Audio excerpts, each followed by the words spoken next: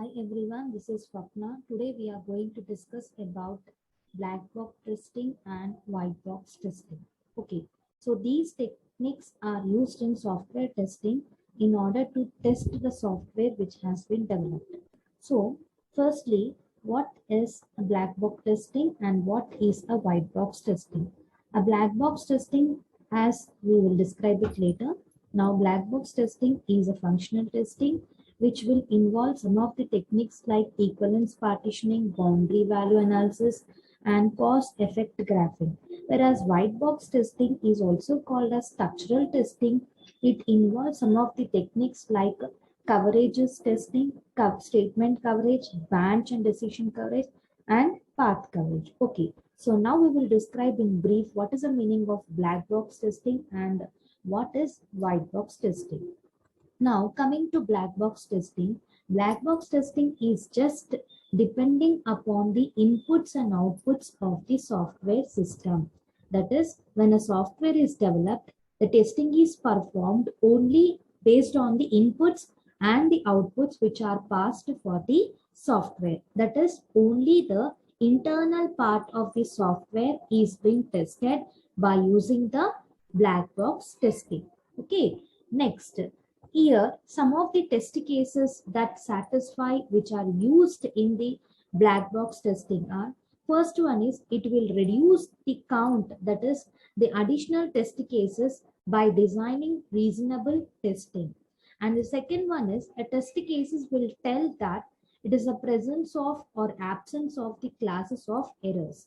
That is, the error regarding the presence or the absence of the classes are being tested here using the black box testing. Okay, now here black box testing will involve some of the techniques or the methods as we discussed in the starting slide, that is about equivalence partitioning and boundary value analysis. Now, what is the meaning of equivalence partition is nothing but a software design technique involves some of the inputs and some of the outputs. So here in the equivalence partitioning, the inputs are divided into some of the valid things and some of the invalid things. That is, a partition is done depending upon the valid inputs and the invalid inputs. On that we are testing, that is called as equivalence partitioning. Whereas boundary value analysis is nothing but the testing is performed on the set of input values, that is regarding the boundaries of the data. This the boundaries of the data, whatever we passed, the testing is performed there in the boundary value analysis. Now we will discuss in brief what is the equivalence partitioning and what is the boundary value analysis with an example. Now, equivalence partitioning. Equivalence partition is also called as equivalence class partitioning. Okay, here it is a very good technique in order to perform testing. The main idea of this equivalence partitioning is to divide a set of conditions or a set of groups or a set of inputs, whatever we are performing equivalently.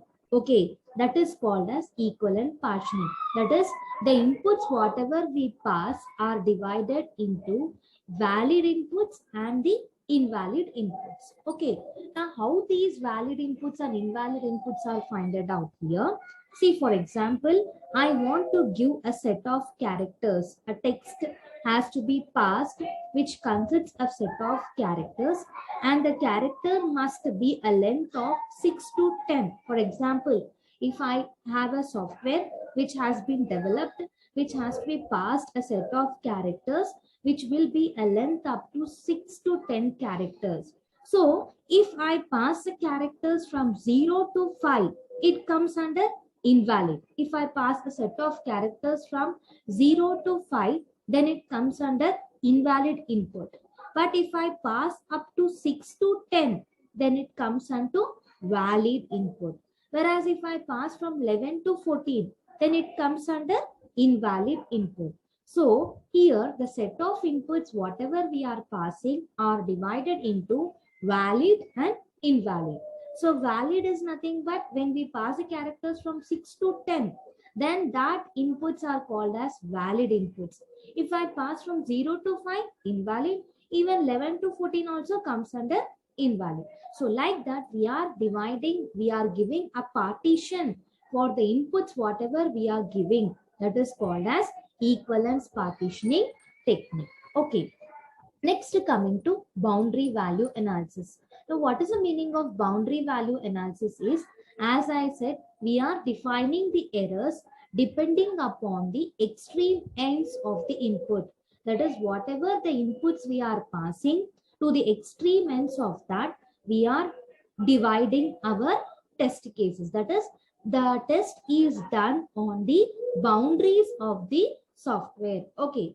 For example, here, see here, for example, I have to print when I open a software, I need to enter some username and the password. So as a username is given, it should be mentioned in the same way, and password also should be mentioned in the same way. So here the password should accept a minimum of 8 characters and maximum of 12 characters. So the valid range is up from 8 to 12, and the invalid range will be from 7 to less than 7, and invalid range is again from 13 or more than 13. So depending upon the extreme ends we are testing, that technique is used as a boundary value analysis. That is here. Now how the extreme ends comes here is like start or end, the upper or the lower, the minimum or the maximum, or just inside or just outside values. All these values are considered as the boundary values, and testing performed on this is called as boundary value analysis testing. Okay, is it clear? So these are the two techniques which are performed in the black box testing. Now for example, if I need to print a message, a software which is there, which is used to print a message which will read only 2 characters. Okay, so depending upon the value, whatever we pass, our message will be printed. Suppose if I say I want to enter 2 characters A or B, I say the first character may be either A and B, and the second character may be a digit. So the first character, if we enter either A or B, and the second character is a digit, then the file will be uploaded properly. Or if I enter a first character as a digit and a second character as either A or B, then I say the message will be printed as X. If I say the second character is not a digit, then Y should be printed. So we are testing in such a way. So this is an example of the black box testing. Now next, coming to white box testing.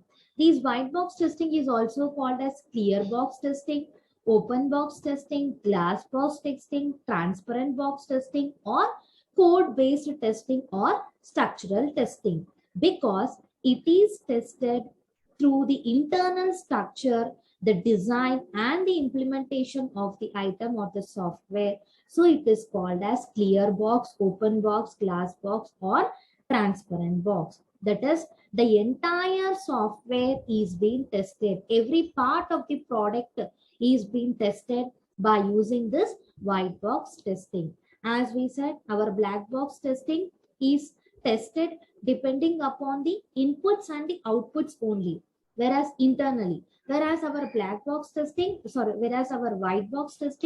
is tested externally through every part, that is the internal structure, the design, the implementation are being tested here in the white box testing. So some of the test cases that can be derived in this black box testing are, it guarantees that all the independence path within the module have been exercised at least once. That is, all the path inside the software have been tested at least once. That is the first test case. And the next one is, it will exercise all the logical conditions depending upon the true and false values. That is, all the logical conditions in the software have been tested.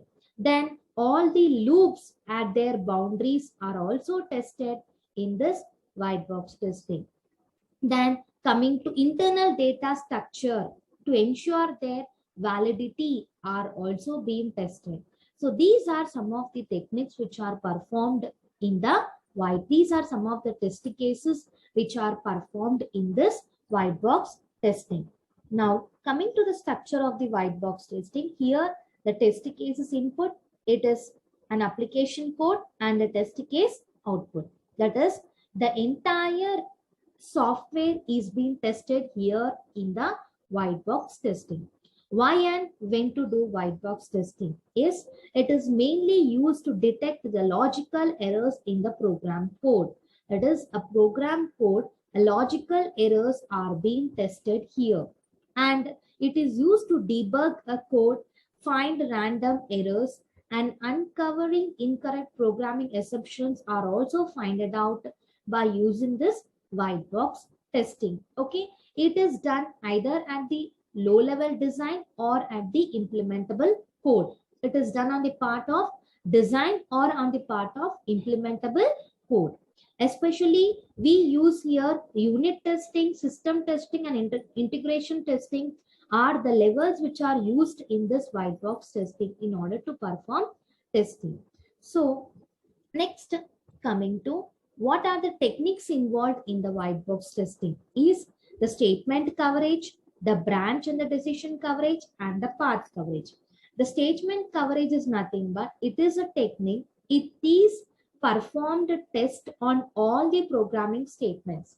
That is, all the programming statements are being tested here in the statement coverage.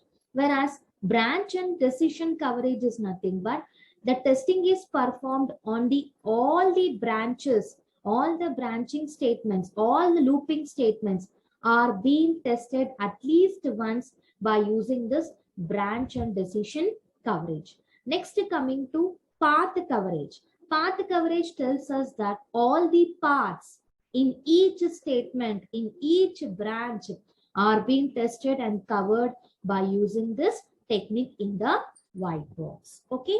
Now coming to next white box testing. Now how the white box testing is performed? It involves two techniques. That is, the tester should have the tester whoever is performing testing using the white box testing should know these 2 points. That is, he should understand the source code and create the test cases and execute. That is, he should have a complete grip or complete information regarding the program language, whatever is used in the software. That is, the entire source code in the application should be viewed, the working of the application should be viewed by the tester. That is, he should understand the code. Depending upon that, in the second step, he need to create the test case and he should execute the test case. Okay. Now, the technique used in the white box testing is the example of the white box testing is here is, for example, read A, read B. If A is greater than B, print A is greater, else print B is greater. So what the thing he need to do is, first he should understand the code. As a tester, he should understand the code and he need to execute and create a test case. That is, here if A is 5 and B is 2, so the number of statements executed depending upon the inputs given here is 5 and the total number of statements in the source code are 7. So the statement coverage here will be calculated like this as 71%. Now if the input are A is 2 and B is 5, then the number of statements executed will be 6 because A is less than B. So the number of statements in the source code are 7 and the statement coverage will be calculated as 6 by 7 into 100, that is 85%. So like that, a statement coverage technique is performed. Next, coming to branch or decision coverage. In the branch or decision coverage, as we discussed, it is tested depending upon all the loops, that is true or false conditions in the statements are being tested here. It is calculated by number of decision outcomes executed by total number of decision outcomes into 100. So here, for example, take x as an input and y as an input. If x is greater than y, print x is greater than y ending. Okay. So here, how the test case is involved. If x is 10 and y is 5, okay, we need to calculate the 100% decision. So here, the false condition as x is 10 and y is 5, as it satisfies the condition, it needs to print the message as x is greater than y. So here, in order to define the decision coverage, we need to define the true condition and we need to define the false condition. Depending upon that, our output will be printed and a test case is being evolved. Now, there is a comparison between the black box testing and the white box testing. Black box testing is done internally depending upon the code and the program, whereas white box testing is done on the internal structure and the implementation and the design structure. Okay, and it is carried out by the tester, whereas white box testing is carried out by the software developer. Here in the black box testing, implementation knowledge is not at all required, whereas in white box testing, implementation knowledge is required. Here, programming knowledge is not required in black box testing, whereas programming knowledge is required in white box testing in order to perform testing. Here, testing is applicable on higher levels of testing like system testing and acceptance testing, whereas here testing is applicable only at the lower levels like unit testing or integration testing. Black box testing is also called as functional testing or external testing, whereas white box testing is also called as structural testing or internal testing, because white box testing is only performed on the input and outputs passed, whereas black box testing is performed only on the functional test, that is also called as functional test or external test, that is only performed on the inputs and outputs of the software, whereas white box testing is called as structural testing or interior testing because it is derived on the entire part of the software. It is the black box testing is primarily concentrated on the functionality of the system, whereas here it is concentrated on the program code and the code structure, the branches, the condition, the loops, and the statements. So entirely black box testing is a simple process, whereas white box testing is a complex process and it is a time-taking process. It is done on the entire structure of the software, whereas black box testing is done only on the internal structure of the software. Thank you, everyone.